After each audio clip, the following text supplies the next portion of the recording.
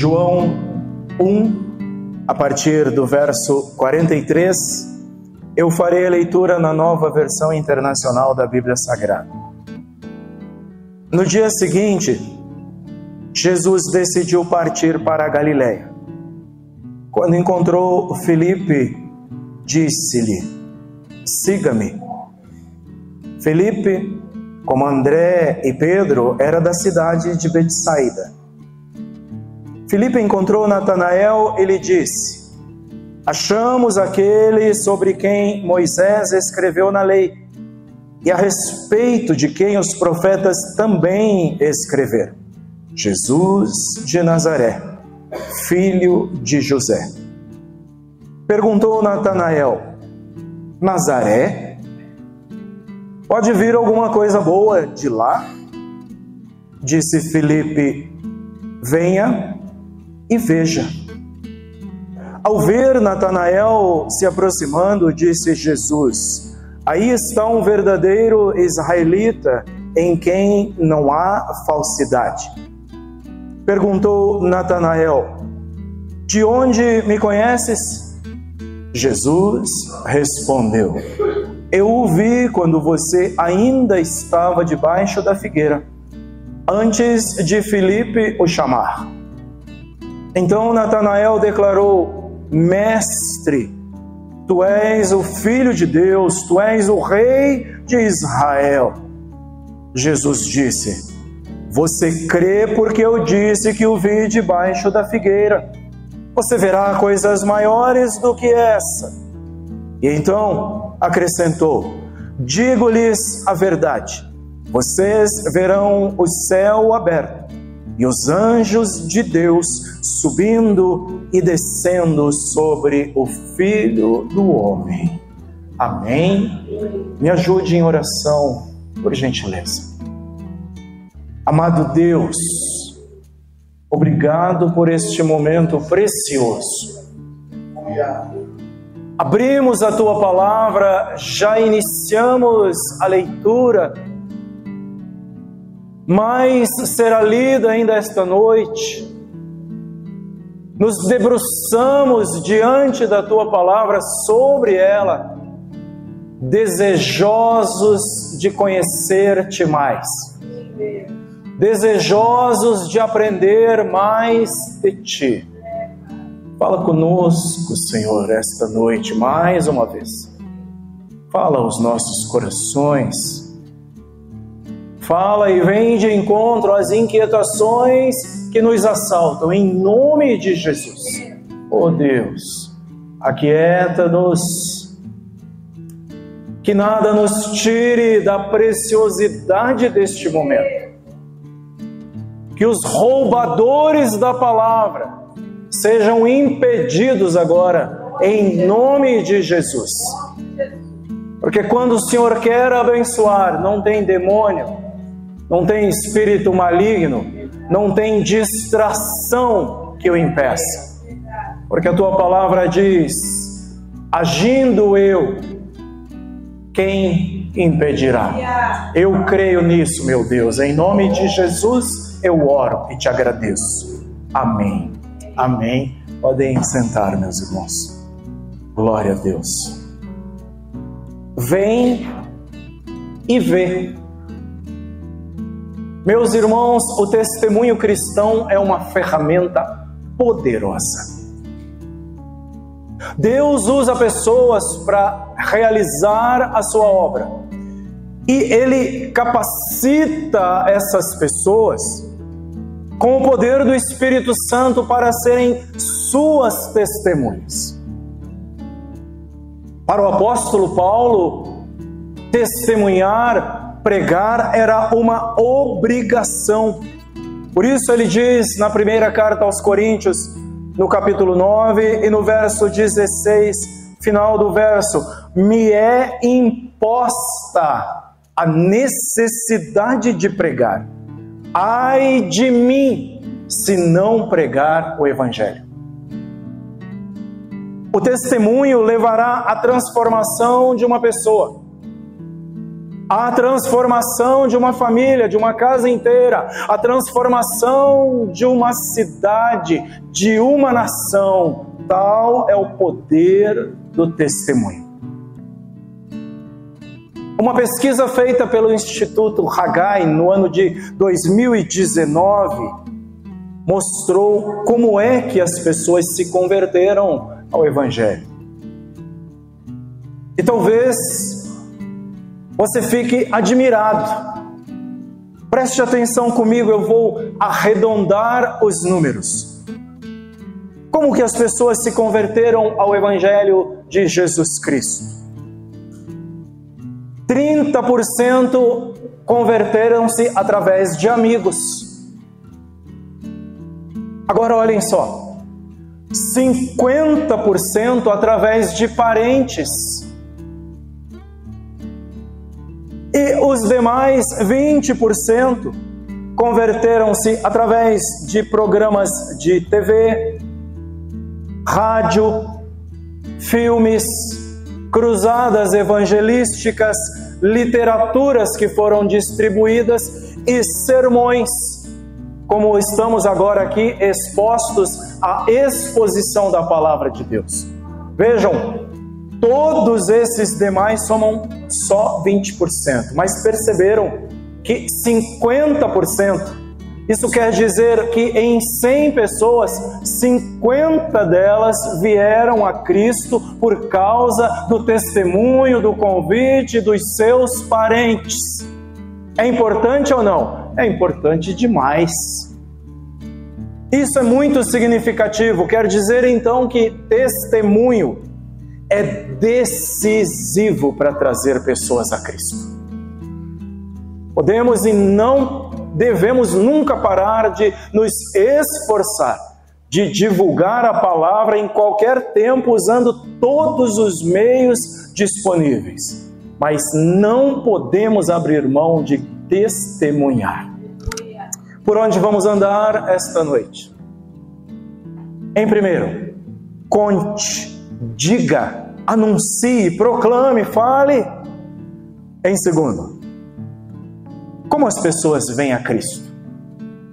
E em terceiro e último, venha e veja.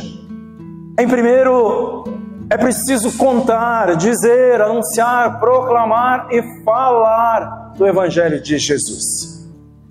A nossa transformação, a transformação da nossa vida, a nossa história de vida, antes e depois de Jesus Cristo entrar nela, é mais poderosa do que muitas ferramentas juntas.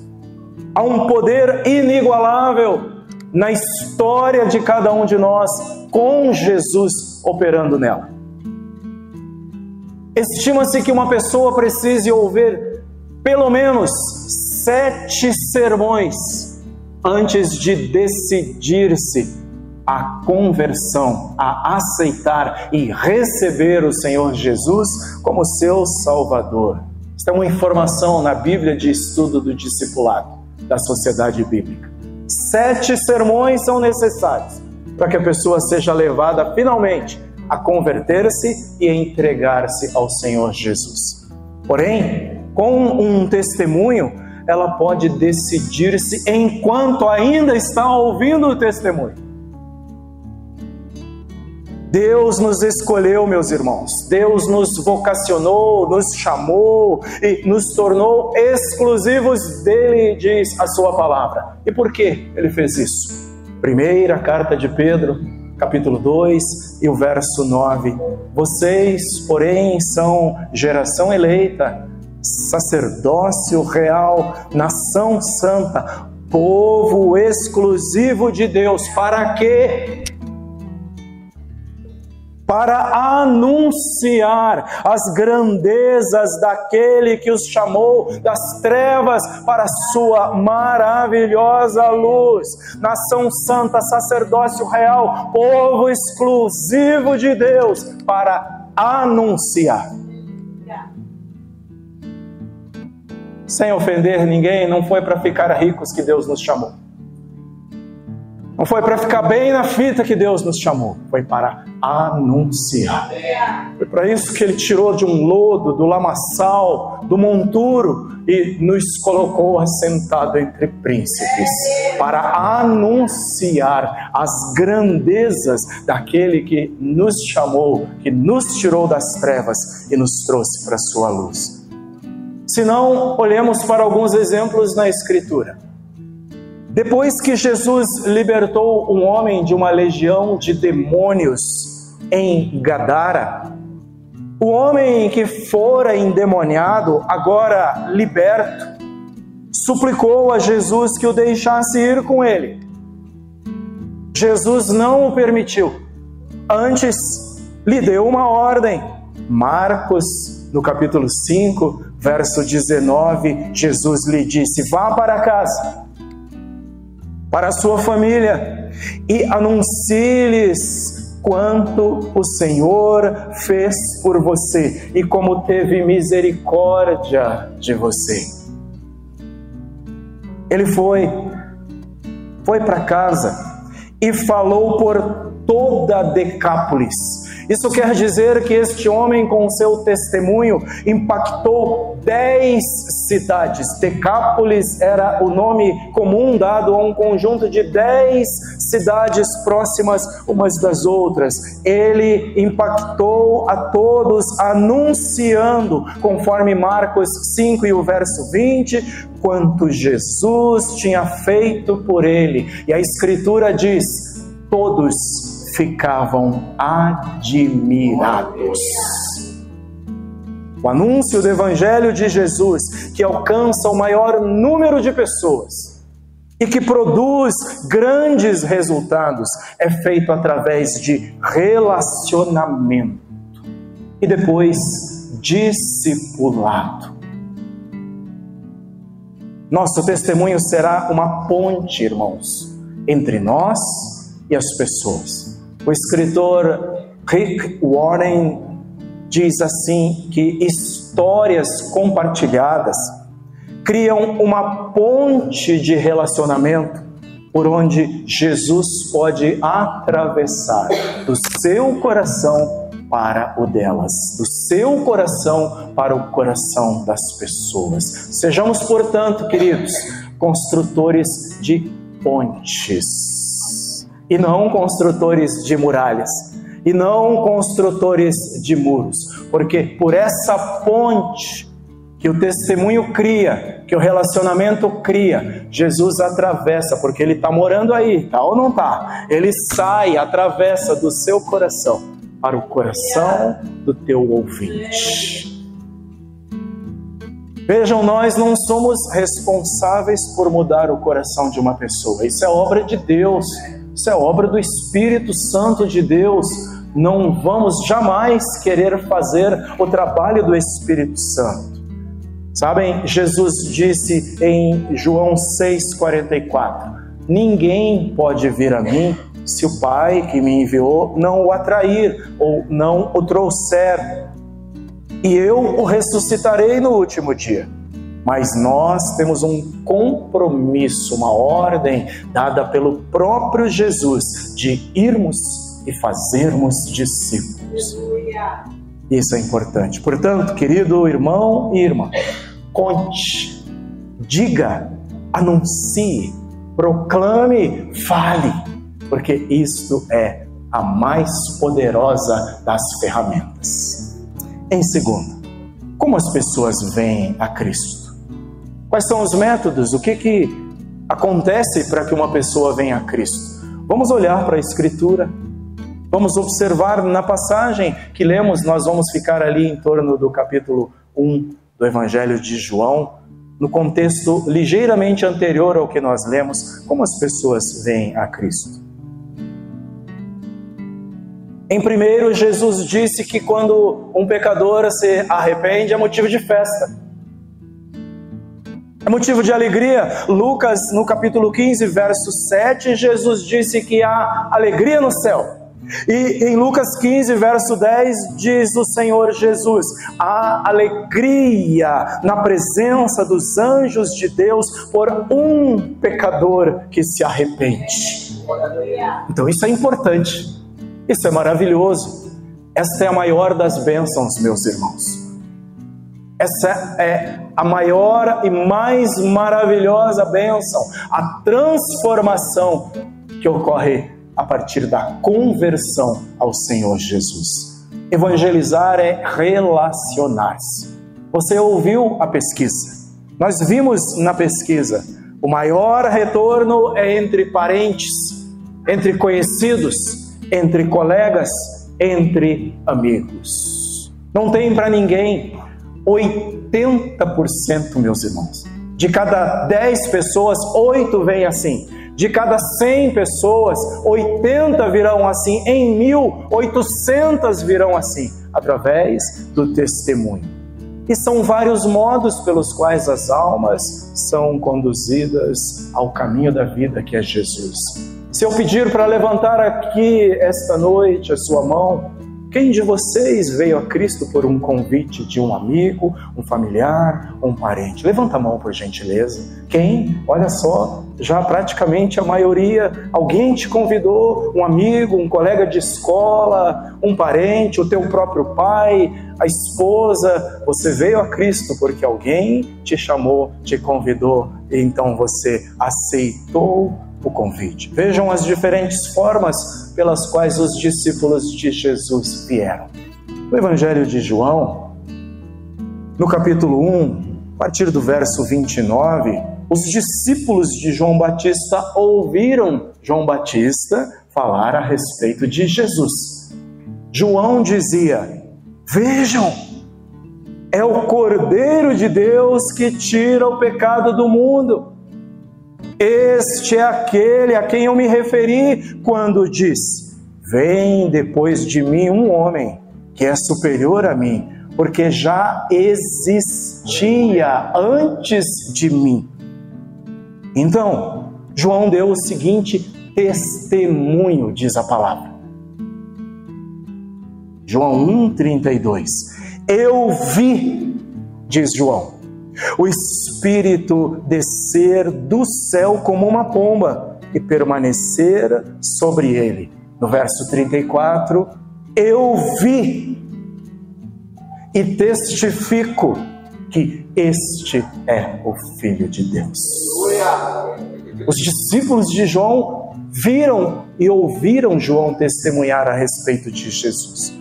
E 2 desses discípulos, conta-nos a Escritura, André e João, decidiram ir atrás de Jesus. E passaram um dia com ele. Isso é relacionamento. Foram, comeram com ele, conversaram com ele, interrogaram-no, viram, diz João, o lugar onde ele se hospedava, onde ele morava. Relacionamento. Então eles ouviram o que João dissera e decidiram seguir o Mestre. Foram após Jesus, foram atrás de Jesus, foram investigar de perto quem era aquele Mestre. Então passaram um bom tempo com ele. Quanto tempo temos gasto em relacionamentos? Em cafés? Quanto tempo de mesa temos gasto com aqueles pelos quais temos orado? Quanto tempo temos investido na vida das pessoas através dos nossos relacionamentos? Ou foi a última vez que eu chamei alguém para comer comigo na minha casa, para hospedar-se comigo, sendo alguém de mais distante? Relacionamentos. Estes homens passaram um dia com Jesus e saíram de lá decididos. É Ele. Vamos após Ele. André, um desses 2, concluiu que Jesus era o Messias de Israel. Vá vendo comigo. A convicção de André fez com que ele fosse impelido, movido, impulsionado a ir e chamar o seu irmão Simão, que mais tarde Jesus lhe daria o apelido, o nome de Pedro. Isso é relacionamento. Foi bom para mim, eu quero para ele também. Vejam, João 1,41. André sai e o primeiro que ele encontrou foi Simão, seu irmão, e disse: achamos o Messias. André está empolgado. Encontramos o Messias. E aí no outro dia aconteceu algo interessante, porque o verso 43 de João 1 diz: no dia seguinte, Jesus decidiu partir para a Galileia. Quando encontrou Filipe, disse-lhe: siga-me. Só isso.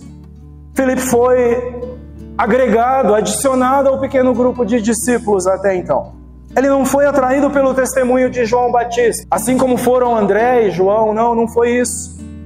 Ele também não veio por causa da declaração sincera de um irmão, como veio Simão, o Pedro, por causa da declaração do seu mano André. Não foi por isso. Filipe foi chamado pelo próprio Jesus, atendeu ao convite do próprio Jesus. Ele também teve fé, e ele creu como os outros que chegaram antes dele. E em seguida, daqui a pouco, fique ligado, vamos ver Filipe interagindo, Filipe agindo. Ele creu e foi com os demais. E assim é a história do povo de Deus. Vejam, estes homens, os discípulos, embora viessem de formas diferentes, todos tomaram o mesmo caminho, Jesus Cristo. Todos eles abraçaram a mesma verdade, Jesus Cristo. Todos eles passaram a servir o mesmo mestre e ao final foram viver no mesmo lar, o lar que Jesus foi preparar. Assim é a história da gente, da igreja, do povo de Deus. Gente vinda de todas as partes, como diz a Bíblia, povos de todas as línguas, tribos e nações. Gente vinda do sul do Brasil, do nordeste, daqui mesmo do sudeste. Gente vinda de todo o lugar. O Espírito de Deus trabalhando de maneira diferente, de formas diferentes, operou na salvação dessas almas e muito mais vai operar. Mas a seguir, queridos irmãos, todos os crentes em Jesus são conduzidos por um só Espírito, lavados num único sangue, o sangue de Jesus Cristo, e todos passam a descansar nos braços de um só Salvador, e eles todos passam a crer na única verdade que é Jesus Cristo, e a viver todos por uma mesma norma de fé. Porém, nem todos viemos da mesma maneira. Nem todos chegamos da mesma maneira. Alguns, a enfermidade nos empurrou para Jesus. Outros atenderam, como muitos dos que levantaram a mão aqui hoje, atenderam o convite do Salvador, sem que eu soubesse. Era Jesus naquele convite, era Jesus me convidando e me chamando de diversas maneiras, mas o Espírito Santo agiu e age como soberano. Ele é soberano na conversão, chama a cada um de acordo com a vontade de Deus.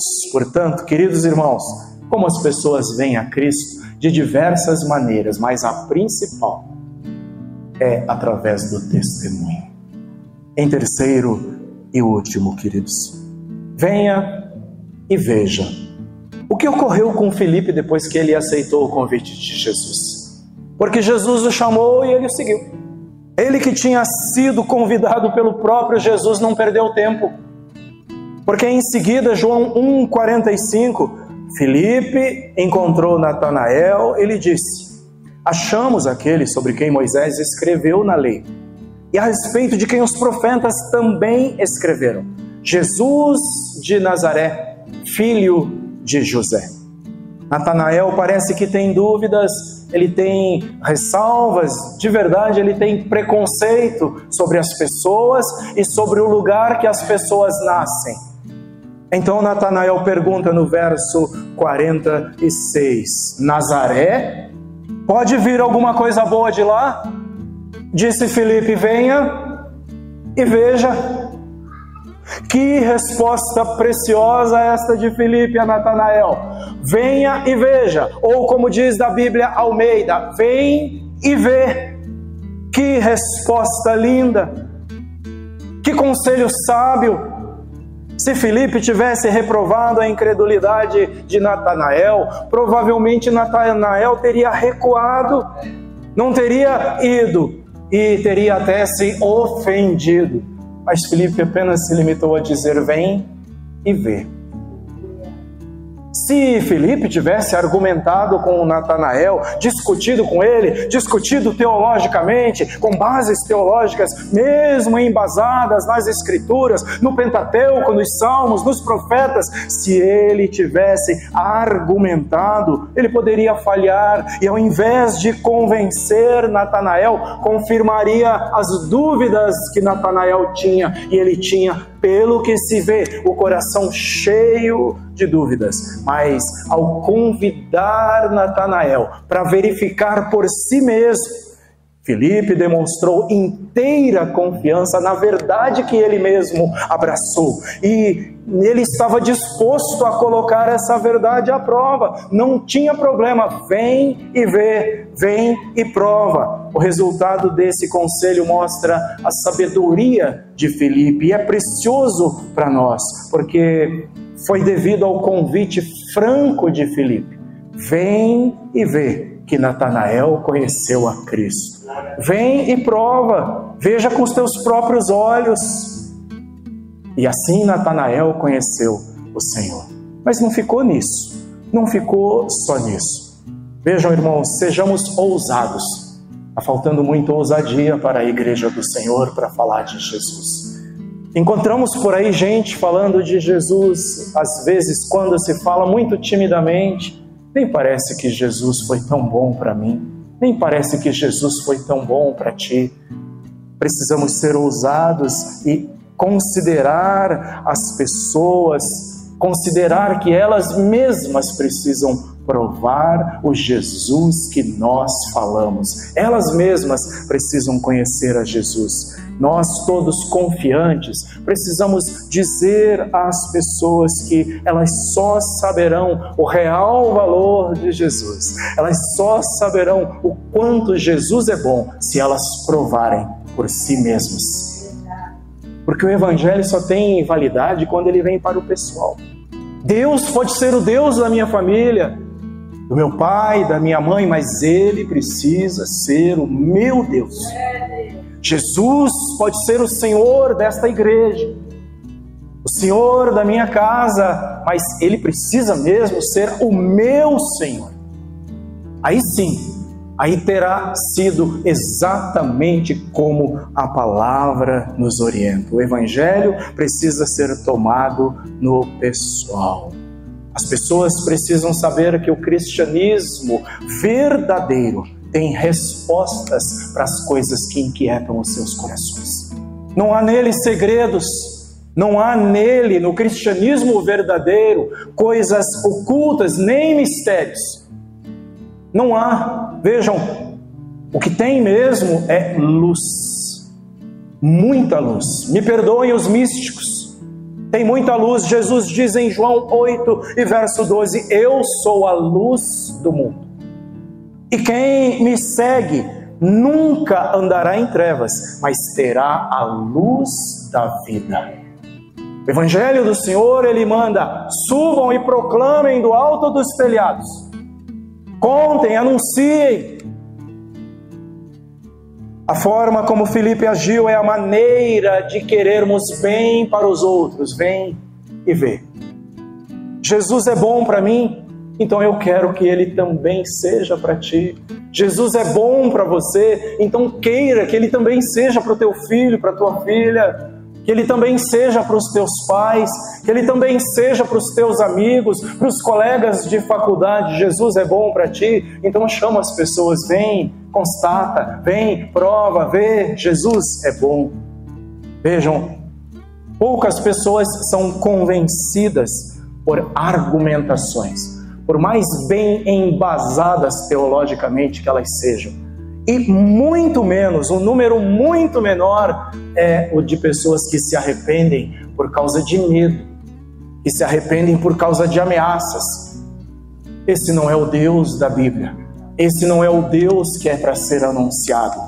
As pessoas se convertem quando conhecem e provam da bondade de Deus.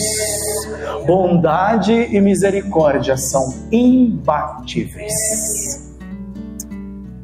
O crente que faz o bem e anuncia a bondade de Deus abre as portas do Evangelho no coração das pessoas. Ele abre e as deixa receptivas. Esse crente é aquele que com sinceridade e com simplicidade diz aos seus amigos: encontrei o Salvador. Venham e vejam, venham e provem. Portanto, queridos, vem e vê, venha e veja. Simples assim, é um convite poderoso. Agora, umas considerações finais. Há um poder extraordinário no testemunho. Contemos a nossa experiência de conversão, de salvação. Quantas pessoas conhecem o seu testemunho? Quantas pessoas sabem o que Jesus fez na tua vida, na vida dos teus pais? Quantas pessoas conhecem o seu testemunho? Meu testemunho. Falemos, contemos, como o liberto de Gadara, contemos aos outros tudo quanto o Senhor nos fez e como teve misericórdia de nós. Deus usa o testemunho pessoal, o que contamos sobre Deus, sobre Ele, sobre a sua bondade, sobre o seu amor e misericórdia, transforma as pessoas. O que transforma as pessoas não é o quão bem de vida eu fiquei, mas é o que Deus fez comigo.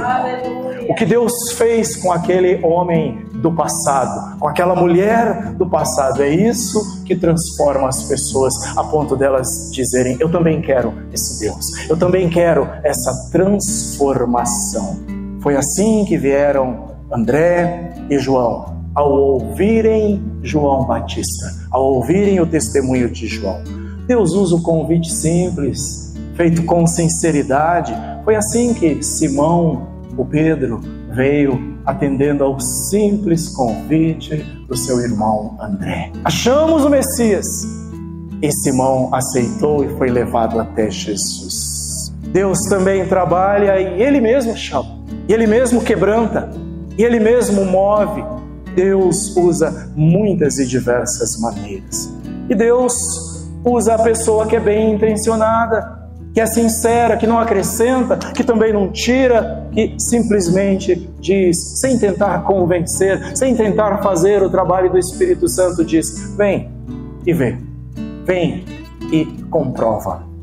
E foi assim com Filipe quando ele chamou Natanael. Natanael, crítico e preconceituoso. Natanael foi a Jesus e Jesus falou com ele. João 1, 47, 48, Jesus diz que Natanael é verdadeiro israelita, em quem não há falsidade. Eu ouvi, disse Jesus, quando você ainda estava debaixo da figueira, antes de Filipe o chamar. Natanael desabou, porque só Jesus ouviu a oração que ele fazia. A figueira era lugar de oração. A figueira era onde eles ficavam para repousar e meditar e orar. Jesus ouviu a oração de Natanael lá embaixo da figueira. Natanael desabou. Verso 49, então, Natanael declarou: Mestre, Tu és o Filho de Deus, Tu és o Rei de Israel. Mas Jesus, e eu vou parafrasear agora, diz assim: agora você crê? Só porque eu te vi embaixo da figueira? Só porque eu ouvi a oração que você fazia lá? Você verá coisas maiores do que essa, lhe disse Jesus. Ele se dirige aos demais e diz: vocês não viram nada ainda. Sabem aquela escada com a qual seu pai Jacó sonhou quando se dirigia de Berseba para Harã, terra dos seus tios? Sabem aquela escada quando Jacó dorme à noite, deita numa pedra, ele vê aquela escada que atingia o céu e anjos de Deus subiam e desciam por ela, e lá em cima estava o Senhor em pé, lá estava ele. Sabem, aquilo lá, aquilo que Jacó viu, a realidade agora é essa. Jesus está dizendo para eles: Jesus é a escada para o céu, Jesus é o acesso ao céu. João 1,51: vocês verão o céu aberto e os anjos de Deus subindo sobre o Filho do Homem. Jesus é o único caminho para o Pai, é a única escada que dá acesso ao céu. Vocês não viram nada, mas a partir de agora, que são anjos, vocês vão cansar de ver anjo subindo e descendo sobre o Filho do Homem. Por isso, esse Jesus afirmou em João 14,6: eu sou o caminho, a verdade e a vida, e ninguém vem ao Pai a não ser por mim. Portanto, está aí, está dito, e é o convite: vem e vê. Venham e vejam. Deus te abençoe com a sua palavra. Abra o coração para o Senhor.